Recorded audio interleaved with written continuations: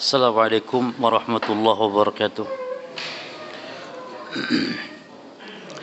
Alhamdulillah rabbil alamin.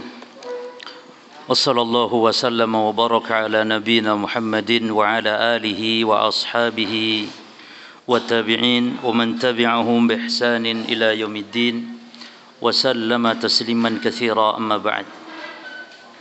Para jamaah kaum muslimin wal muslimat rahimani wa rahimakumullah, melanjutkan bahasan wajibatus shalah, kewajiban salat. Pada pembahasan yang lalu sudah disebutkan yang pertama takbiratul intiqal, yaitu takbir perpindahan. Takbir di dalam salat itu ada takbir al-ihram dan ada takbir al-intiqal.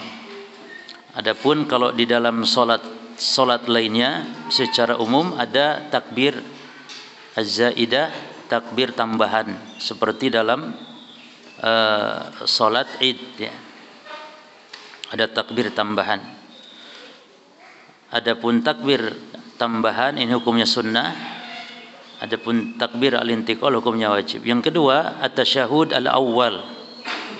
Yang wajib itu tasyahud awal, adapun tasyahud akhir merupakan rukun salat. Ya, kalau tasyahud al-awwal maka dia kewajiban salat. Namun ada khilaf ulama tentang tasyahud awal. Namun yang kuat adalah dia hukumnya wajib. Nah, yang ketiga, di antara kewajiban salat yang ini dipegang oleh penulis, yaitu hukumnya wajib, adalah salat menghadap kepada sutrah. Beliau mengatakan wa yajibu alaihi idza qama ila shalah an yattakhidha sutratan baina yadayhi. Maka wajib atasnya, yakni orang yang salat kalau berdiri untuk salat, maka dia harus menjadikan sutra, meletakkan sutra baina yadayhi, di hadapannya. Tamna'ul murura amamahu, yang dengan sutra itu dia tidak dilewati oleh orang yang melintas di hadapannya. Lalu bagaimana kalau solatnya tidak pakai sutra, jemaah? Apakah melintas di hadapan orang yang solat dibolehkan? Al-jawab, tetap dilarang. Ya, hanya saja batasannya para ulama berbeda pendapat. Ada yang mengatakan yakni 3 hasta, salah satu adra, 3 hasta ukuran dari tempat berdiri. Namun, dan ini madhab Syafi'i dan madhab Hambali ya. Namun yang kuat dalam masalah ini adalah madhab Maliki, yaitu tidak bolehnya itu adalah sejauh tempat sujudnya. Ini kalau pakai sajadah itu ya berarti sebatas sajadah saja. Tidak boleh melintas di dalam sajadah, tapi kalau di luar sajadah itu dibolehkan. Nah, dalam madhab Hanafi ada yang merinci begini jemaah. Muslim yang sholat tidak pakai sutra itu kita tidak boleh melintasinya. Jaraknya berapa? Ya jaraknya katanya sampai ada batasan jika masjidnya kecil. Jadi kalau dia sholat di masjid yang kecil, musola kecil, katanya ini madhab Hanafi, dia tidak boleh melintasi walaupun jaraknya 7 meter misalnya. Jadi batasannya adalah tembok yang paling akhir. Nah, ini pendapat yang lemah tentunya para jemaah. Jadi yang benar adalah mazhab Maliki. Batasannya itu kalau orang sholat tidak pakai sutra, kita tidak boleh lewati ya pas tempat sujudnya saja. Jadi pas sajadahnya saja. Kita boleh melintas di luar itu. Adapun di dalam sajadahnya, di dalam tempat sujudnya, jarak antara dia berdiri ke tempat sujudnya, maka itu tidak boleh dilintasi.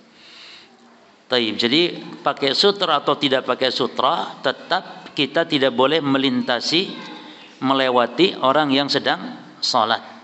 Dan tentu ini bagi hanya imam atau salat yang munfarid saja jemaah. Ya, adapun salat berjamaah maka dibolehkan seorang muslim melintasi makmum. Dilintasi, boleh dilewati. Sebagaimana nanti akan ada bahasanya di sini. Baik, kita baca apa yang dikatakan oleh muallif. Wa takuffa basarahu amma wara'aha. Dan hikmah di antara memakai sutra adalah untuk mencegah menahan pandangan, ya, pandangan di di balik sutrah. Jadi seorang muslim dalam salat memandang harus ke tempat sujud. Dua saja pandangan seorang muslim dalam salat. Yang pertama tempat sujud, yang kedua kalau sedang berisyarat duduk tahiyat maka yang dipandang adalah jari telunjuknya. Adapun kalau sedang berdiri, sedang duduk, maka memandang ke tempat sujud. Nah, dengan memakai sutrah itu membatasi supaya tidak pandangan kita jauh ke depan apalagi ke atas, ya.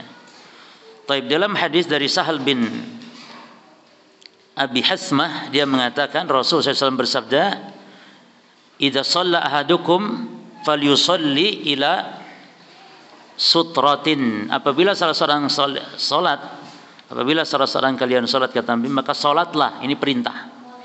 Maka salatlah menghadap sutrah, wal yadnu minha, dan mendekatlah dari sutrah. Ya.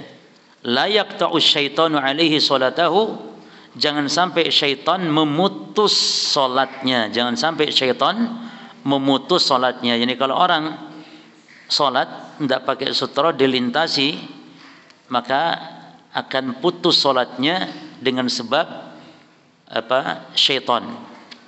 Maka para jemaah, ini isyarat, ya.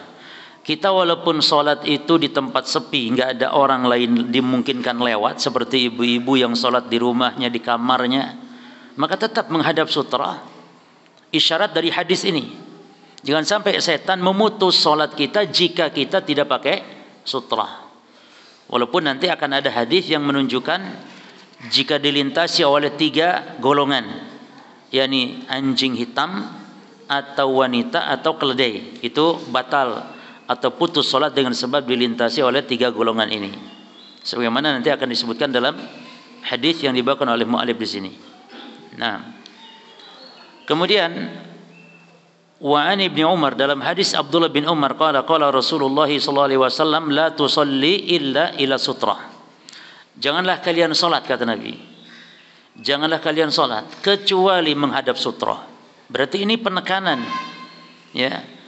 Ini perintah ini seolah penekanan, karena dengan penapian dan penetapan, jadi lebih kuat gitu jemaah. Tidak boleh sholat kecuali menghadap sutrah.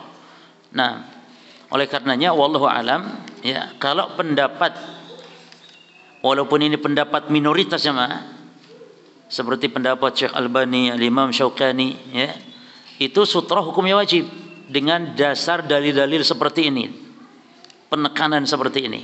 Namun mayoritas ulama, jumhur ulama menyatakan sutrah itu sunnah saja, tidak sampai wajib. Jadi orang kalau sholat tidak pakai sutrah tidak berdosa, walaupun tetap rugi karena meninggalkan apa jemaah?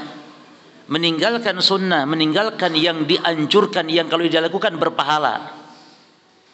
Jadi kalau orang sholat pakai sutrah itu tambah pahalanya dibandingkan tidak pakai sutrah.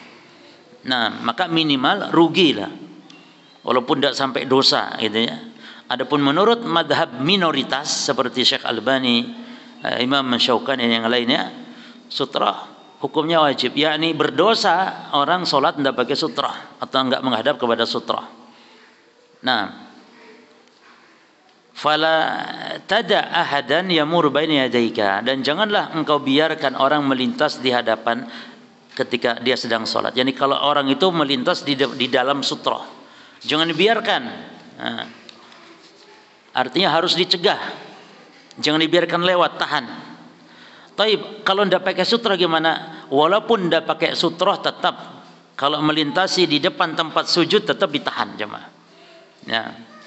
Fa in aba, kalau enggan dia ketika dicegah tetap maksa nyelonong mau lewat, maka fal tuqatilhu, maka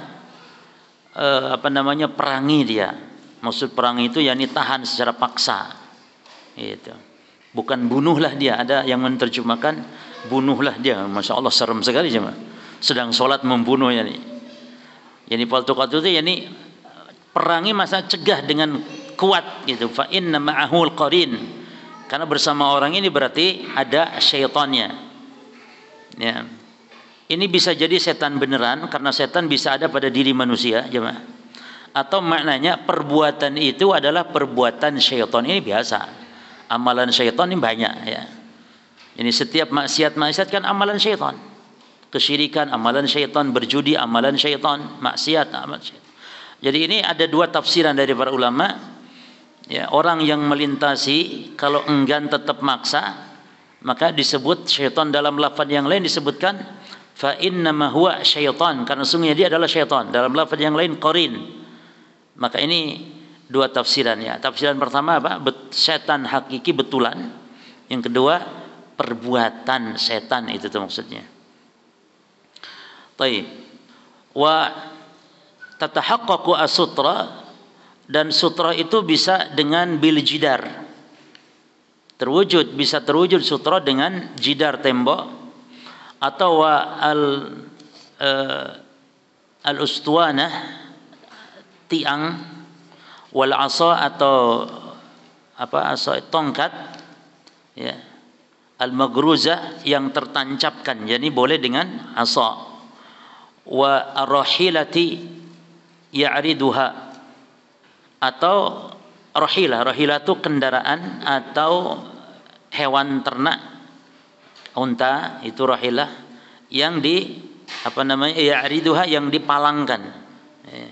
Sebagaimana yang dilakukan oleh sebagian para sahabat. Maka falyusolli ilaiha, salatlah menghadap kepadanya. Intinya jemaah, apa sih yang bisa menghalangi? Namun kalau sekedar garis, sekedar sajadah, itu bukan termasuk sutra. Bahkan nanti akan dijelaskan berapa sutra batasannya, tingginya berapa, terus kita panjangnya ini kita dengan sutra berapa ukuran, itu juga nanti jelaskan. Wa aqallu ma yuzi'u mislu, dan minimal ukuran tingginya sutra adalah muakhirati ar-rahli, kayu sandaran bagi pengendara unta, yang para ulama menyebutkan dia 1 hasta, satu dira', yakni dari ukuran ujung jari tengah ini sampai sikut, itu minimal ya. Dan itu kurang lebih, bukan berarti harus pas ya, minimal ini kurang lebih seperti itu. Nah, maka sutra yang antum buat mana itu, ada nggak kira-kira 1 hasta? Kurang dikitnya, tapi ya sudah, jangan dibuang, ini eman-eman. Insya Allah kurang lebih ya. Jadi kayu senderan bagi pengendara unta di zaman Rasulullah, para ulama memperkirakan itu 1 dira', 1 hasta, dari sikut atau dari ujung jari tengah sampai sikut. Nah, li hadis, berdasarkan hadis Musa bin Talhah ya, an abi, dari ayahnya, qala, dia berkata, qala Rasulullah SAW bersabda, idza wada'a ahadukum, apabila salah seorang kalian telah meletakkan bani yadih di hadapannya, sutrah yani, misla muakhirati rahli, seukuran kayu penyangga di belakang kendaraan unta. Nah, falyusolli, maka hendaklah salat, wala yubali, dan biarkanlah, tidak usah diperdulikan, man marra wara dzalik, yang melintas di hadapan atau di depan atau di balik sutrah tersebut ya. Jadi boleh lalu lalang kalau sudah ada sutrahnya. Taib. Lalu berapa jarak kita dekat dengan sutra? Karena Nabi mengatakan wal yadnu minha, dan mendekatlah kepada sutra. Disebutkan di sini dunuwul musalli minal sutra, dekatnya orang atau jarak dekatnya orang yang salat dengan sutra. Diriwayatkan an Bilalin, dari Bilal, annahu sallallahu alaihi wasallam shalla, pernah Rasul salat ya, wa bainahu bainal jidar, antara beliau dengan tembok itu nahwa atau nahwun min salasati adru', kurang lebih sekitar 3 dira'. Nah inilah madhab Syafi'i dan madhab Hambali berdalil, kalau orang sholat tidak pakai sutroh, kita pun ukurkan seukuran ini, nggak boleh melintasi di jarak ini dengan orang yang sholat, sekitar 3 hasta ya. Namun Imam Malik tadi mengatakan ya susah ngukurnya, yang penting pokoknya orang sujud, nah itulah pas batasan sutra, tidak boleh kita lewati kalau dia sholat tidak pakai sutra. Nah, wadzalika fi halil qiyam, dan jika itu dalam kondisi berdiri, yakni jarak berdiri seorang sholat dengan jarak sutroh ke depan, jarak ukuran ke depan 3 hasta, ya. Wa an Sahal bin Sa'ad, dan ada riwayat dari Sahal bin Sa'ad, itu posisi berdiri jamaah. Sekarang posisi kalau sedang sujud, berapa jarak kepala ke sutroh? Apakah pas nempel kepala atau ada jarak? Al-jawab, ada jarak. Ada jeda jarak untuk lewat sekitar 1 ekor anak kambing. Berarti sekitar ya 1 jengkal dari apa namanya jemaah? Dari kepala. Maka kurang lebih berapa? 3 hasta. Dari Sahal bin Sa'ad dia mengatakan, kana baina musalla Rasulillah wa baina al-jidar, bahwasanya jarak tempat salat Rasul dengan tembok yaitu tamurru asyah, ya, yaitu seukuran kambing melintasi, wadzalika fi ahli sujud, dan ini ketika posisi sujud. Yani kalau sedang sujud ada jarak dari kepala ke jida ke tembok, yani ke sutra berapa? Seukuran kambing lewat. Ya, kalau ukuran kambing lewat itu enggak harus setengah meter jemaah, kan paling 1 jengkal ya atau lebih sedikit. Nah, inilah ukuran. Berarti kita tahu ada 3 ukuran sutra. Tingginya kurang lebih minimal 1 hasta. Berdiri ke sutroh jaraknya sekitar 3 hasta, dan ketika sujud jarak kepala dengan sutroh berapa? 1 ekor kambing lewat. Jadi demikian orang Arab jemaah. Jadi kalau waktu atau ukuran itu mereka dengan perumpamaan. Makanya Nabi lahir tahun gajah, gitu aja orang Arab tuh enaknya. Nabi lahir tahun gajah, berapa? Ya pokoknya pas peristiwa tentara gajah itu. Berapa tinggi Nabi Adam, berapa dengan hasta, gitu kan? Sittuna dira'an tulun fis sama. Nabi Adam tingginya 60 hasta. Kalau 1 hasta itu sekitar setengah meter, berarti tinggi Nabi Adam berapa? Kurang lebih 30 meter. Makanya di Jeddah ada patung sepeda jemaah. Kalau antum ke Jeddah ada patung sepeda, memang agak besar. Itu katanya sepeda Nabi Adam. Itu orang Indonesia suka ngarang-ngarang gitu jemaah. Makanya kadang ada kuburan yang bukan kuburan wali sebenarnya, ya. Entah siapa yang dikubur, namun ketika disebutkan ini kubur wali langsung saja dianggap kuburan, dikeramatkan. Ini musibah ya. Jadi begitu gampangnya terprovokasi, gampang ya apa namanya terbujuk. Nah, terus fa idza takhadha sutra fala yada' syai'an yamuru bainahu wa baina as-sutra. Maka apabila telah membuat sutra, maka tidak boleh dibiarkan orang yang melintasi ya antara dia dengan sutra, yakni di dalam sutra gitu maksudnya. Enggak boleh dibiarkan, harus dicegah. Dalam riwayat Ibnu Abbas disebutkan, an Ibnu Abbasin anna Nabiy sallallahu alaihi wasallam kana yusalli. Ya. Sampai binatang jemaah. Sebutkan di sini Nabi pernah waktu itu sedang salat, famarrat syatun baina yadayhi. Lalu kambing itu melintasi di hadapan Nabi sallallahu alaihi wasallam. Maka fasa'aha ilal qiblah. Maka Nabi pun maju menuju ke arah kiblat, ya, ke arah kiblat, hatta alzaqa batnahu, sehingga perut Nabi itu menyentuh ke sutra, ke arah kiblat, ke tembok, gitu ya, bil kiblati, supaya yani ke arah kiblat, supaya apa? Supaya kambing itu melintasi di mana? Di belakang Rasulullah sallallahu alaihi wasallam. Nah, itu kalau posisinya adalah yang lewat kambing, maka kita yang maju ke depan. Ya, jangan dibiarkan kambing di hadapan. Karena kambing kalau dicegah juga tidak bisa jemaah. Ya, kambing dicegah juga tidak bisa, maka kita yang maju. Adapun kalau manusia bagaimana yang lewat? Nah, di dalam hadis Abu Sa'id tadi, ini riwayat lainnya, ini lafaz yang lainnya ini. Idza kana ahadukum yusalli fala yada ahadan, apabila salah seorang kalian salat maka tidak boleh dibiarkan siapapun yang muru baina yadayhi, lewat di hadapannya. Nah, wal yadra mastata', dan cegah semampunya, cegah. Ya tentu ndak kasar gitu jemaah ya, maksudnya cegah sekuatnya. Dan biasa saja kalau sedang sholat itu jangan cuma begini saja gitu jemaah. Kan kadang-kadang orang sedang sholat karena disangkanya gerakannya Jangan begini saja, tapi memang mencegah orangnya diginikan.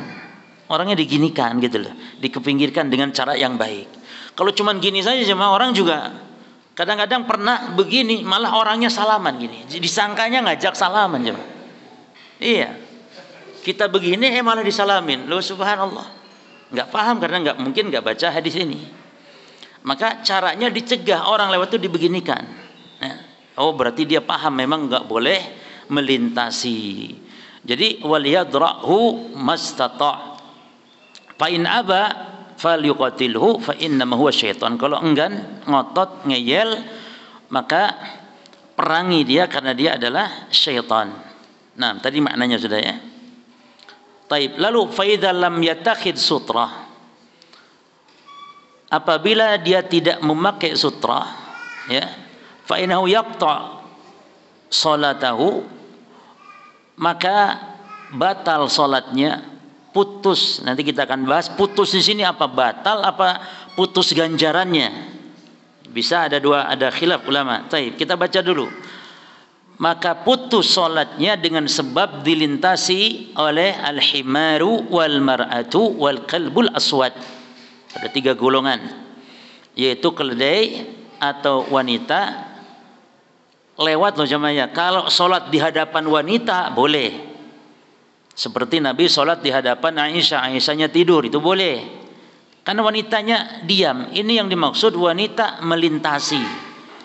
Nah, dan yang ketiga al-qalbul aswad, anjing yang hitam. Berarti kalau anjing tidak hitam tidak batal atau tidak putus. Jadi dikhususkan anjing yang hitam. Di antara sebabnya kenapa jemaah?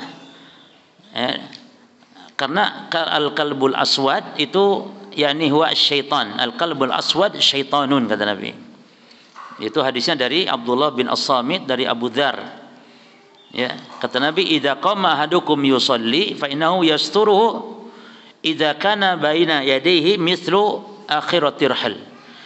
Apabila salah seorang kalian salat kata Nabi, maka sesungguhnya terhalangi dengan sutra apabila ada benda seukuran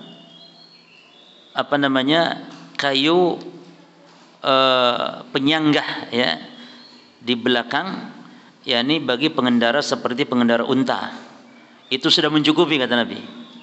Fa idza lam yakun baina yadayhi mislu akhirati rahil, apabila tidak ada sutra yang seukuran itu kata Nabi, maka fa innahu yaqta'u salatahu al-himar, maka keledai kalau lewat memutus salatnya. Wal mar'atu, demikian pula wanita kata Nabi. Wal kalbul aswad, demikian pula anjing hitam. Qultu, kemudian Abdullah bin As-Samit tanya kepada Abu Dzar, "Ya Abu Dzar, ma balul kalbil aswad minal kalbil ahmar?" Kenapa kok harus anjing hitam? Kenapa tidak anjing yang kuning atau yang lainnya? Kenapa harus anjing hitam? Gitu. Qala, "Ya ibn akhi," kata Abu Dzar, "Wahai saudara, wahai ponakanku, wahai anak saudaraku, sa'altu Rasulullah sallallahu alaihi wasallam kama sa'altani." Aku juga pernah nanya kepada Rasul sebagaimana engkau bertanya kepadaku. Maka qala, Nabi bersabda, faqala al-qalbul aswad syaitanun, karena anjing hitam itu adalah syaitan. Maka yang dibolehkan dibunuh adalah anjing-anjing hitam ini jemaah. Jadi boleh dibunuh anjing hitam, ya.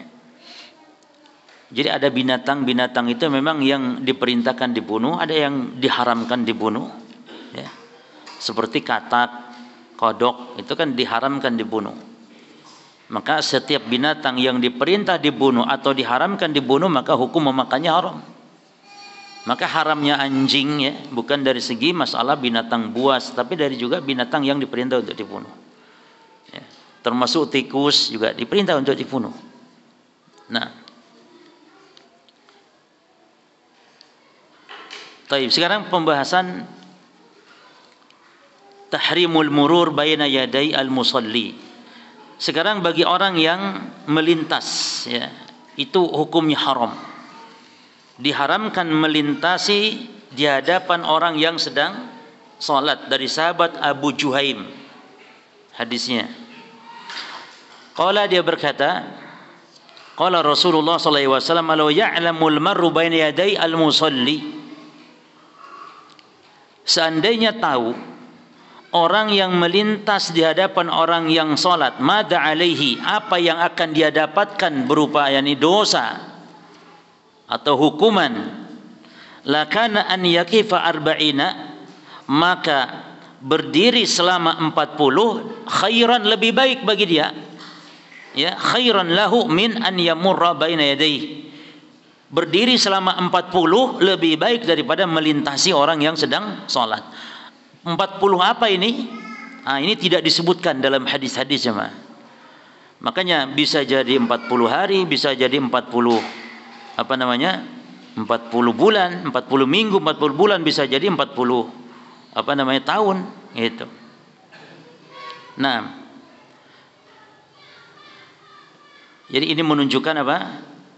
Menunjukkan haramnya melintasi orang yang sedang sholat atau di hadapan orang yang sedang sholat. Nah, kemudian kita bahas sedikit para jemaah apa yang dimaksud dengan memutus sholatnya. Sebab kata Nabi tadi, putus sholatnya jika dilintasi 3 golongan. Salah satu dari 3 golongan.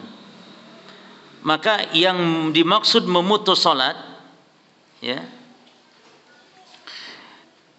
itu jika melintas. Ini yang harus kita pahami dulu. Adapun kalau tidur melintang saja, maka ini tidak memutus. Sebagaimana Aisyah tidur, ya, di Nabi sholat di hadapan Aisyah radhiyallahu anha. Nah, lalu yang kedua, apa makna al-qat'u, makna putus? Maka ada perbedaan pendapat di kalangan para ulama makna dari al-qat'u, putus. Yang pertama, maknanya memang batal. Sebagaimana zahirnya lafaz hadis, kan, yaqta'u yakni putus, maknanya batal. Ya, sebagaimana tadi dalam hadis Abu Dzar radhiyallahu anhu, yaqta'u, kata Nabi, shalah. Dan juga ada dalam riwayat yang lain, jemaah. Tolong perhatikan, segi pendalilan yang menunjukkan batal adalah Nabi menyebutnya tu'adu shalah. Tu'adu shalah. Salat wajib diulang. Maknanya. Salat wajib diulang min marril himar, jika dilintasi keledai, wal mar'ah wal qalbil aswad. Ini hadis masih dari Abu Dzar gitu. Ada dengan lafaz yang lain, yaitu tu'adus shalah. Maka kesimpulan dari lafaz tu'adus shalah, yakni berarti batal karena harus diulang, jemaah. Ya. Nah, di antara para sahabat yang berpendapat ini banyak. Ya. Di antaranya Abu Hurairah, Anas bin Malik, Ibnu Abbas. Apalagi kalau Imam Ibnu Hazm, jelas karena beliau memang madhab dohiriyah, selalu melihat dohirnya nas, dohirnya batal ya batal, itu madhab dohiri. Di antara ulama kita Syekh Albani, jemaah, Syekh Albani rahimahullah, dalam silsilah hadis as-sahihah beliau menjelaskan, juga dalam kitab Tamamul Minnah, ya, yani takhrij terhadap hadis-hadis yang ada dalam kitab fikih sunnah. Syekh Albani menyatakan, yakni yaqta'u maknanya yakni batal. Nah, bahkan termasuk Syekh bin Baz dan termasuk Syekh Ibnu Utsaimin. Makanya saya sendiri lebih cenderung kepada pendapat ini, karena yakni para ulama-ulama yang ahli di bidang fikih, ahli di bidang hadis, ulama-ulama kita menyatakan batal, ya. Syekh Ibnu Utsaimin di dalam Syarah Mumti' mengatakan batal. Syekh bin Baz dalam fatwa beliau juga batal. Taib. Pendapat yang kedua, putus maknanya bukan batal tapi maknawi.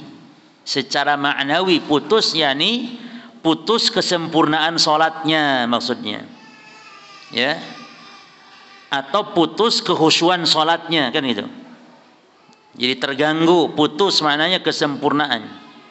Dan ini pendapat juga di kalangan sahabat seperti Ali bin Abi Thalib, ya, Utsman bin Affan, Ibnu Umar, ya. Termasuk Imam Syafi'i pendapat yang ini. Pendapatnya. Imam Abu Hanifah juga mazhab Hanafi ini pendapatnya. Taib, sekarang kita ingin tahu mana dalilnya gitu yang mengatakan dia bukan batal tapi hanya putus kesempurnaan. Ya. Ada riwayat dari Abu Sa'id jemaah. Diriwayatkan oleh Abu Dawud. Di mana Abu Sa'id mengatakan bahwa Rasulullah sallallahu alaihi wasallam beliau bersabda, "La yaqta'us salata syai'un." Tidak ada sesuatu pun yang dapat memutus salat. Ya, memutus salat. Wadra'u mastata'tum fa innama huwa syaitan. Perhatikan hadisnya. Namun tolaklah, namun cegahlah orang yang lewat semampumu karena dia adalah setan. Tapi di hadis ini layak tahu solat tidak putus, nggak ada yang bisa memutus solat sesuatu pun. Tapi kalau ada orang yang lewat, cegah semampunya. Ini hadis Abu Daud jemaah dari Abu Sa'id. Namun sayang, ada sayangnya. Apa sayangnya kira-kira? Hadis ini dhaif ya. Hadis ini lemah, dhaif, tidak bisa dijadikan hujah dan dilemahkan oleh sejumlah para ulama ahli hadis. Di antaranya ya Imam Nawawi juga menyebutkan demikian, Imam Ibnu Taimiyah ya, termasuk juga Syekh Albani, termasuk Imam Syaukani dalam Nailul Awtar juga melemahkan hadis ini. Intinya jemaah hadis ini tidak selamat dari cacat. Nah, maka yang roji wallahu taala alam dalam masalah ini putus salat bagi orang yang dilintasi 3 golongan tadi adalah pendapat yang pertama sebagaimana dijelaskan masalah ini oleh Syekh Abdullah Al-Fauzan, bukan Syekh Fauzan ulama kibar, bukan, ada lain lagi, cuman sama-sama Al-Fauzannya, Syekh Abdullah Al-Fauzan. Beliau jelaskan, nah, wal murad bi qat'is shalah fasaduha wa ibtaluha. Yang dimaksud dengan terputus salat dalam hadis tadi adalah rusak dan batal. Wa hadza qaulun atau qaulu jama'atin minas sahabat, dan ini adalah pendapat banyak dari kalangan para sahabat. Sebagaimana tadi saya sampaikan di awal. Ya. Taib. Dan juga para jemaah sebagai kehati-hatian tentu kita berpegang pendapat yang pertama tadi insyaallah. Nah, jadi hadis yang menunjukkan yaqta'us shalah itu lebih kuat daripada hadis tadi yang mengatakan tidak ada yang bisa memutus salat sesuatu pun katanya. Tapi kalau ada orang yang melintas maka cegah semampunya. Nah, itu hadis riwayat Abu Daud ada seperti itu, tapi memang di hadis yang dhaif. Taib.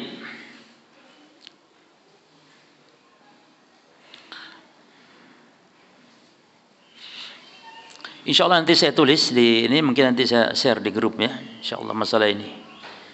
Termasuk juga riwayat-riwayatnya, maksud dari hadis putus salat ini. Nah, lalu apa hikmah jemaah? Apa hikmah mencegah orang supaya tidak melintas? Hikmah ya, apa hikmahnya? Di antara ulama ada yang mengatakan hikmahnya adalah lidaf'il isim 'alal mar. Mencegah supaya orang yang lewat tidak berdosa. Nah, kita berarti menolong orang lain gitu cuma. Seolah-olah ini nahi munkar seolah-olah. Ya kan? Jadi dengan mencegahnya berarti kita telah menyelamatkan orang itu yang lewat dari dosa. Apalagi tadi disebutkan, seandainya tahu bagaimana dosanya akan berhenti berdiri menunggu selama walaupun 40. Bisa 40 hari, 40 minggu, 40 bulan. Nah, namun ada lagi yang berpendapat hikmah mencegah orang yang mau melintas ketika kita sedang salat ya adalah dalam rangka mencegah al-khalal al-waqi, kerusakan, keburukan bagi yang salat. Jadi bukan untuk orang itu tapi untuk kita sendiri yang salat. Karena dengan dilintasi kadang-kadang bisa batal coba. Betul tidak? Tadi pendapat tadi yang pertama, kalau dilewati perempuan bisa batal. Maka yang kedua atau pendapat lain tentang hikmahnya adalah lidaf'il khalal al-waqi' bil murur fi shalah wa hadzal arjah, untuk mencegah yakni keburukan solat kita dengan sebab orang yang melintas tadi. Jelas solat kita menjadi kurang pahalanya jemaah, bisa batal bahkan gitu. Taib li'anna inayata al-musalli bisiyanati salatihi ahammu min daf'ihi al-ithim.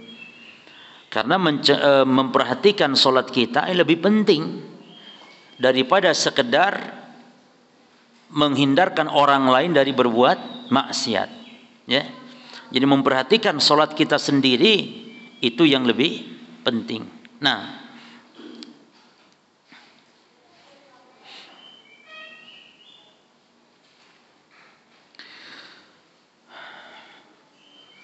taib. Kemudian sutratul imam, sutratul lil makmum. Nah, ini pembahasan penting.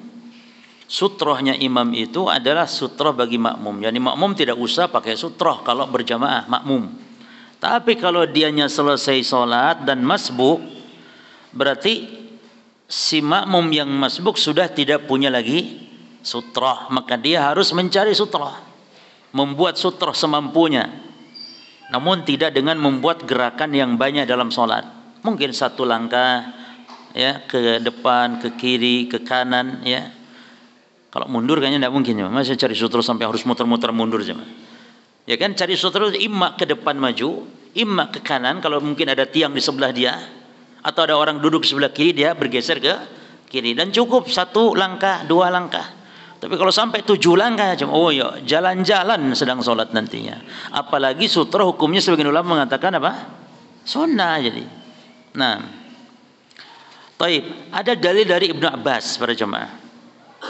Dari Ibnu Abbas, dia mengatakan akbaltu rakiban ala atanin. Ini dalil yang menunjukkan bahwa sutrohnya makmum atau sutrohnya imam adalah berlaku bagi makmum. Hanya saja di hadis ini, ya, nanti akan ada, saya tambahkan, ada yang kurang, ada riwayat yang lain gitu. Justru hadis Ibnu Abbas ini nanti kita lihat bahwa Nabi SAW sholat tidak memakai sutroh, dan ini dalil bagi madhab jumhur. Kalau sutroh itu tidak wajib, yakni sunnah saja. Karena di sini hadis Ibnu Abbas ini menunjukkan Nabi sholat di Mina itu disebutkan ila ghairi jidarin, ila ghair jidar. Nabi sholat tidak menghadap tembok, yakni tidak memakai sutroh. Kita baca hadisnya jemaah. Walaupun dalam kitab Al-Wajiz lafad ila ghairi jidar tidak dicantumkan, tapi ada riwayat yang lain. Taib. Aqbaltu rakiban, saya datang mengendarai ala atan, keledai betina.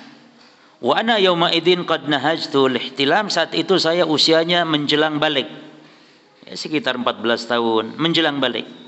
Wa Rasulullah SAW yusolli bin nas bimina. Perhatikan lafad bimina, dalam riwayat yang lain ada tambahan itu ila ghairi jidar. Sementara beliau Rasul sedang salat mengimami manusia, para sahabat di Mina, dalam riwayat ini ada tambahan apa tadi? Ila ghairi jidarin, dalam riwayat Bukhari Muslim, ya, ada tambahan. Nah, saya baca di sini hadis riwayat Bukhari Muslim. Wa ana yawma idin qad nahajtu al-ihtilama wa Rasul sallallahu yusalli bin nasi bi Minan ila ghairi jidarin. Boleh antum tambahkan itu di situ. Jadi dalam riwayat yang lain ila ghairi jidarin, tidak menghadap ke tembok, yakni tidak pakai sutroh.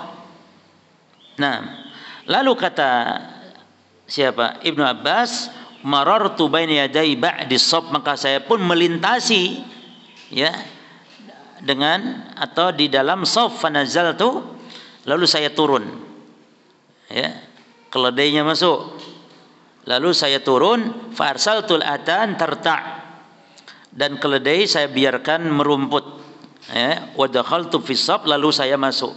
Yakni bisa jadi maknanya keledainya siapa Ibnu Abbas tidak masuk shaf, tapi keledainya dibiarkan dulu merumput, dan Ibnu Abbas baru masuk ke shaf sambil jalan kaki.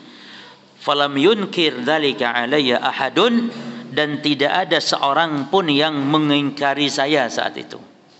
Berarti boleh cuma kalau antum batal sedang sholat makmum, maka lewati saja orang-orang, ya. Jangan malah mengganggu, yakni kan ada orang tidak mau melewati stop sehingga masuk di celah-celah, sehingga digeser-geser orang, dibuka satu-satu sampai mundur. Lah lewat, apalagi hammamnya di sini misalnya, dia malah mundur ke belakang gitu cuma. Lewat sini enggak, keluar saja, lewati orang tidak masalah. Nah, jadi faedah dari hadis ini ada beberapa faedah. Yang pertama apa jemaah? Hadis menunjukkan bahwa sutrohnya imam adalah sutroh bagi makmum. Berarti yang wajib pakai sutroh hanyalah, atau yang disyariatkan pakai sutroh hanyalah munfarid, sholat sendiri, atau imam. Adapun makmum tidak pakai sutroh, karena sutrohnya imam menjadi sutroh makmum. Yang kedua faedah dari hadis, disunahkan, tidak disyariatkan atau tidak disunahkan atau tidak diwajibkan bagi yang mengatakan wajib makmum membuat sutroh. Nah, kemudian ikhtilaf ulama jemaah, apakah putus salat ya apabila makmum dilintasi atau dilewati? Ini ada khilaf. Pendapat pertama, makmum kalau dilintasi oleh perempuan yang balik.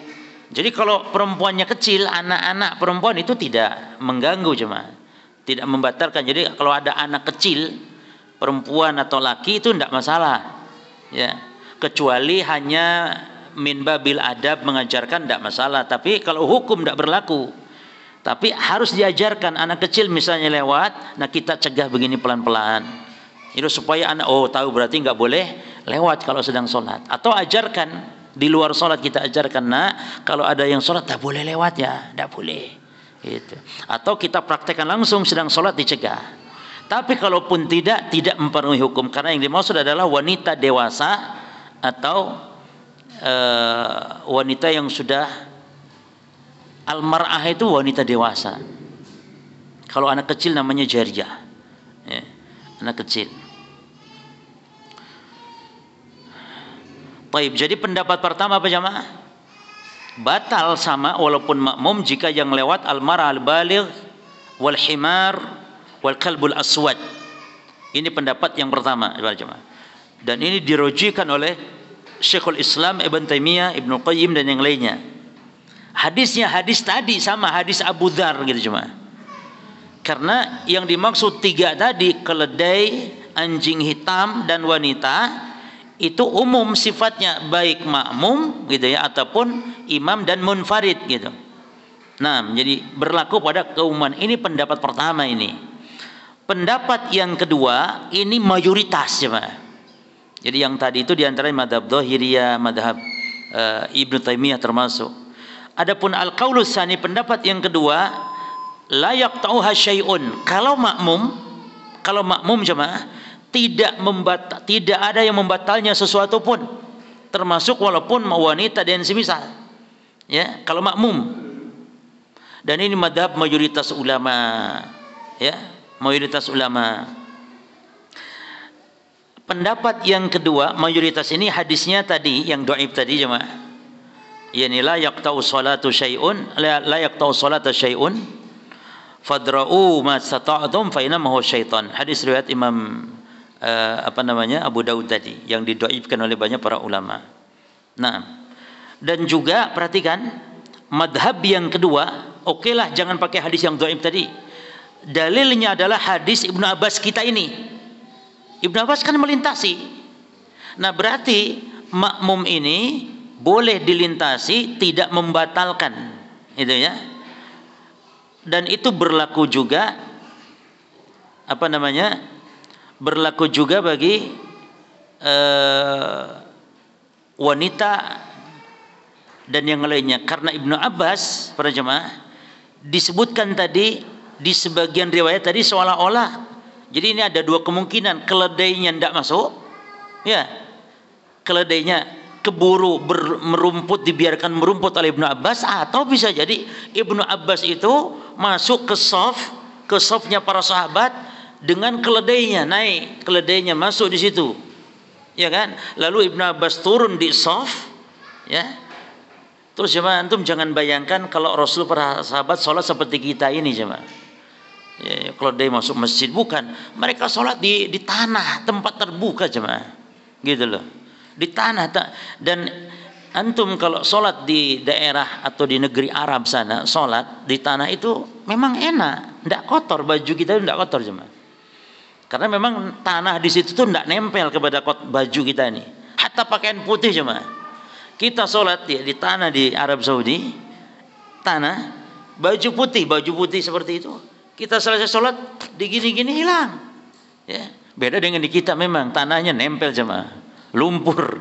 Ya, nah, jadi biasa sholat di tanah itu biasa, tidak aneh. Nah, jadi dalil yang kedua, oke, hadis dhaif nggak usah wes, sebagai penguat saja, gitu kan. Hadis yang kedua, hadis Ibnu Abbas ini, bahwa keledai, perhatikan ya, bahwa keledai Ibnu Abbas masuk dan tidak memutus sholat, itu tidak memutus sholat.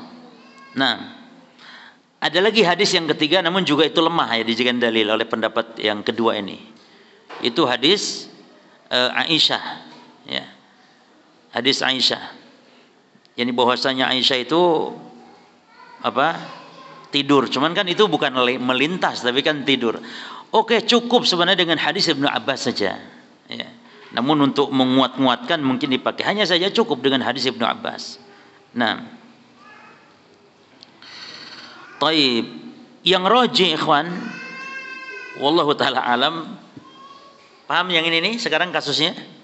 Jadi ketika makmum, masalahnya sekarang bukan membicarakan masalah imam atau sholat sendiri, bukan. Kasus kita ini sekarang masalah makmum, dilintasi batal tidaknya. Maka pendapat pertama tadi apa? Batal jika yang melintas apa? Salah satu dari yang tiga tadi. Ya. Pendapat yang kedua tidak batal walaupun yang melintas salah satu dari yang tiga. Dasarnya Ibnu Abbas keledainya masuk. Sementara kan keledai kata hadis apa tadi? Batal. Berarti pengecualian. Kalau keledai tidak membatal, termasuk perempuan. Ya, termasuk anjing hitam. Kalau bagi makmum. Jelas semua ya? Tapi kalau apa? Salat sendiri atau imam dilintasi salah satu dari tiga, maka putus salat. Dan yang roji putus apa maknanya tadi? Batal. Walaupun sebagian ulama mengatakan bukan batal, tapi kurang, terputus kesempurnaan salat. Ya.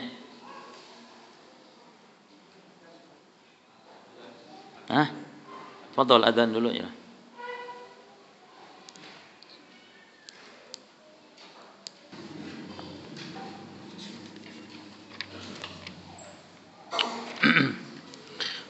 Bismillah, alhamdulillah, wassalatu wassalamu ala rasulillah wa ala alihi wa ashabihi wa man walah, amma ba'd.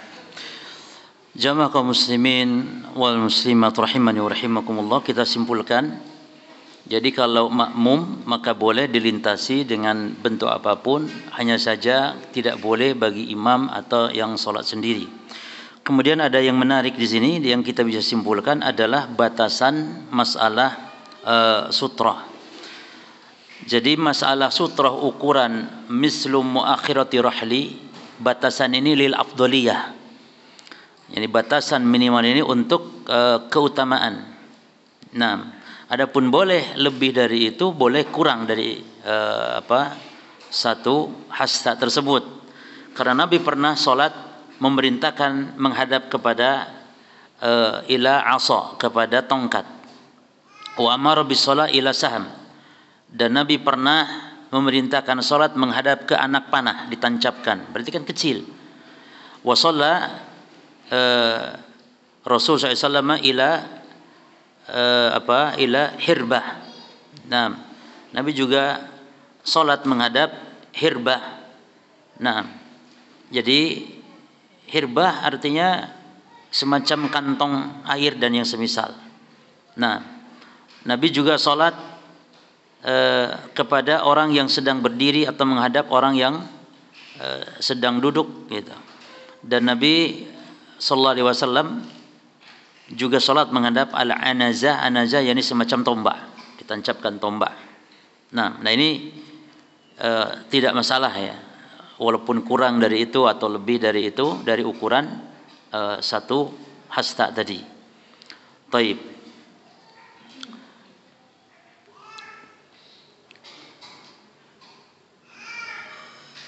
Kemudian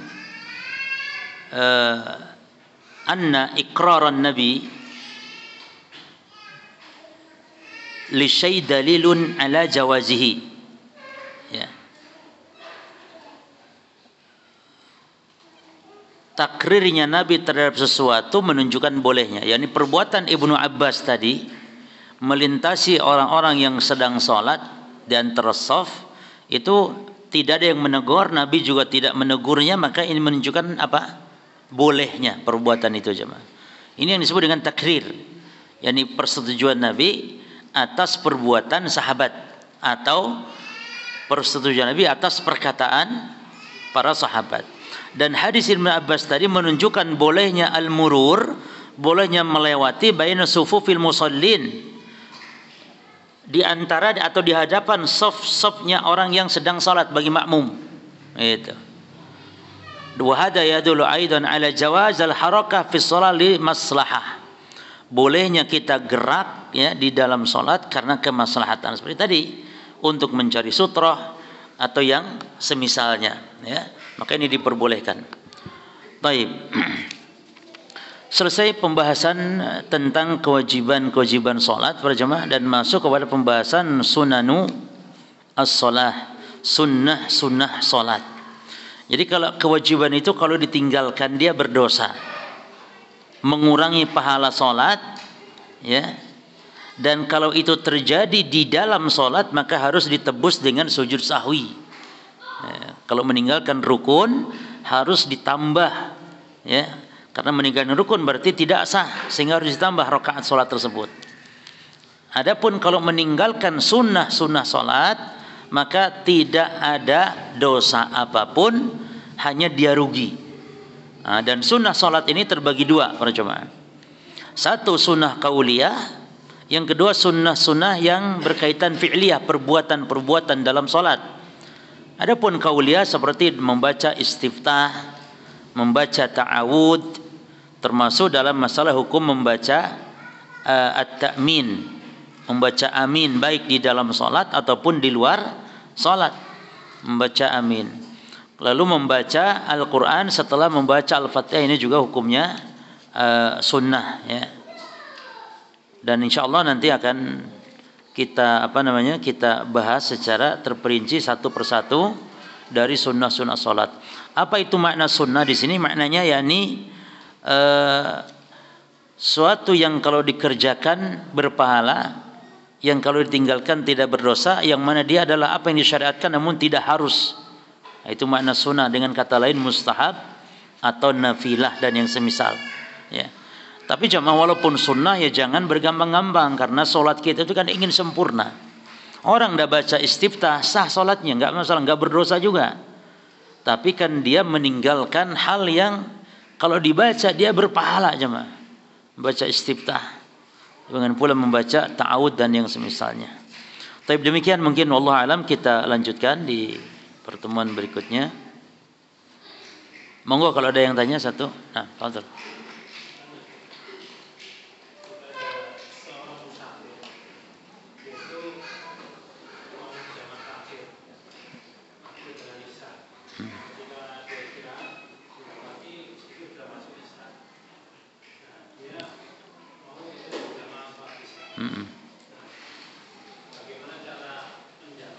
Baik.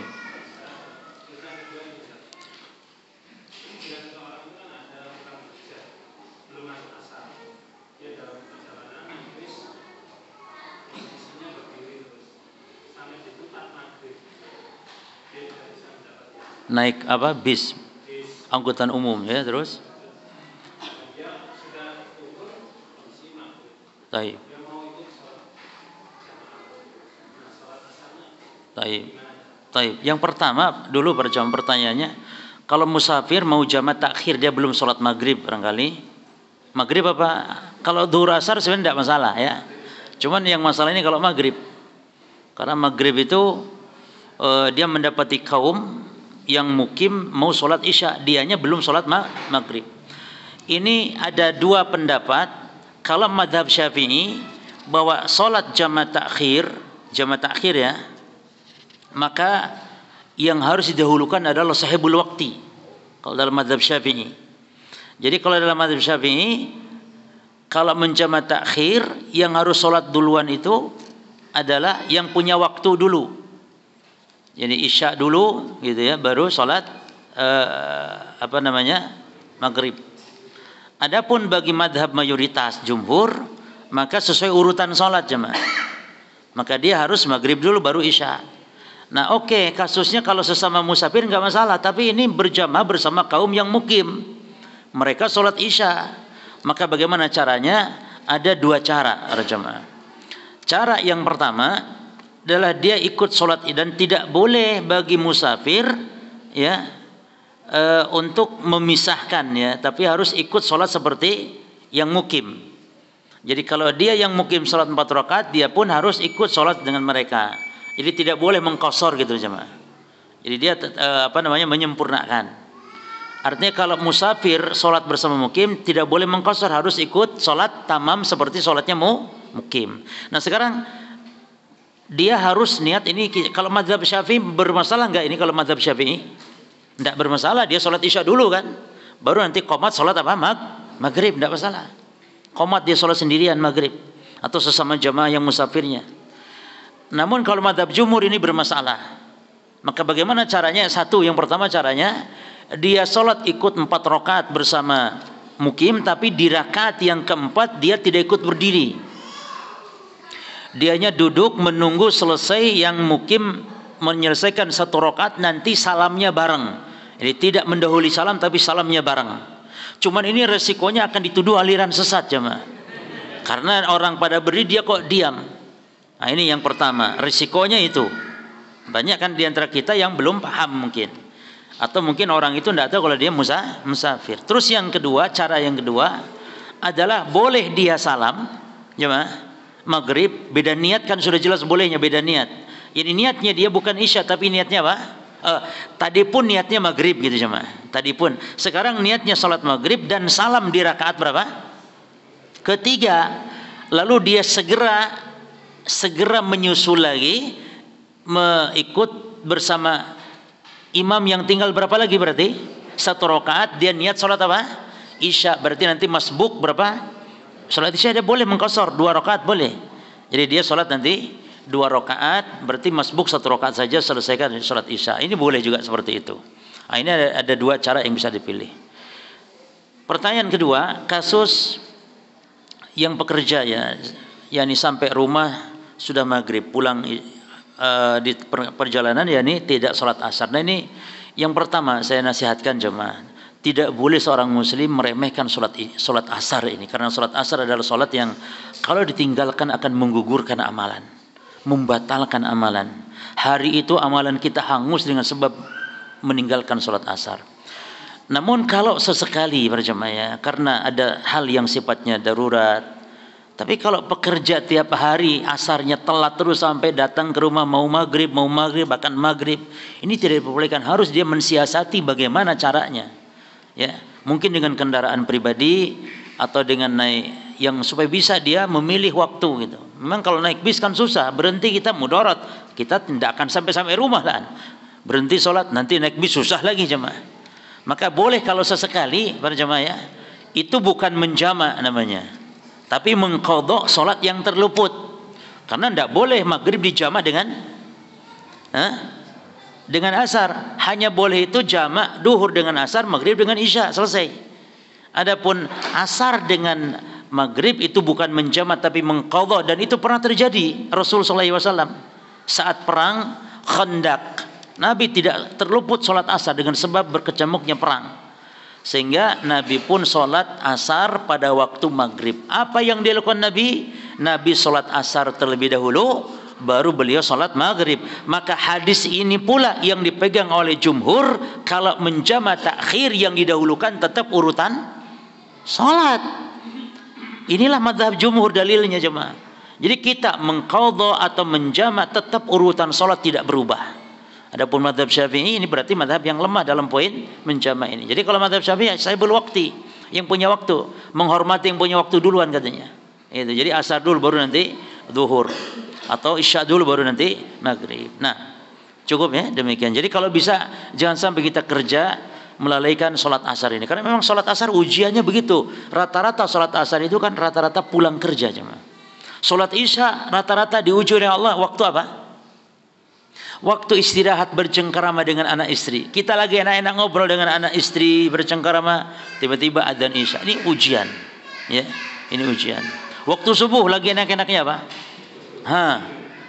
Makanya waktu yang afdal adalah sebelum subuh dan ba'da subuh. Jangan sampai kita tidur, tapi kita berdoa, beristighfar. Ini waktu yang fadilah jemaah. Waktu yang berkah.